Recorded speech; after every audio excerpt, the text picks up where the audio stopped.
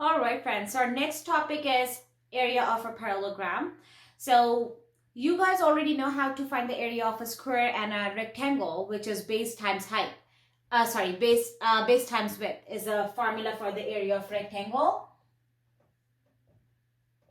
Base times width, right? So probably all of you already know this. So the area of a parallelogram is very similar to the area of your rectangle and square. Since the parallelogram looks like this, which has two pairs of parallel side as rectangle, but it looks a little bit slanted.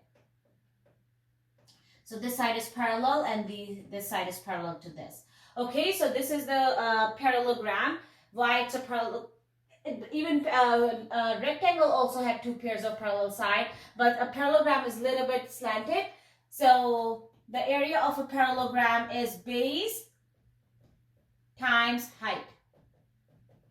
So they didn't say base times width as the area of rectangle, where we know that base times height, base times or length times width.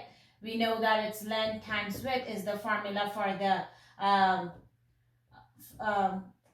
for the rectangle. But here the formula for the area of a parallelogram is base times height. So this is the base of for a parallelogram. And again, this is not the height of a parallelogram. Please don't get confused. A lot of my students get confused between the slanted side. I mentioned that in my previous lessons as well. A height is always a straight line coming from top to the bottom. Okay, so in parallelogram, this is not the height, as this is the height of a rectangle because it's a straight line. In parallelogram, they would have given you a height like this, either from this point to the top or probably from this point to the bottom. Okay, from the top to the center, from corner to the top. Okay, so these two could be the height of our parallelogram. That's the only difference, but obviously you will get the measurement of, they will give you the height in your question. So nothing rocket science, like nothing so difficult. So you just have to times the base by the height. For example, if I'm gonna say the base of this is 5 and the height, this side over here is 6 and the side over here is 7. Okay, so since I know the formula for the area is base times height, I'm going to use base as 5. And I'm never going to use 7 as my height because, again, this is a slanted side. We never count slanted side as a height.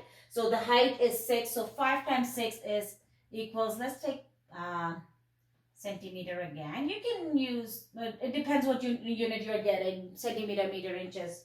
So I know it's centimeter, so 5 times 6 is 30 centimeter square is the area of this parallelogram. Simple, base times height. That's it, easy peasy. Hopefully you guys find this video really helpful and easy to understand. All right, thanks.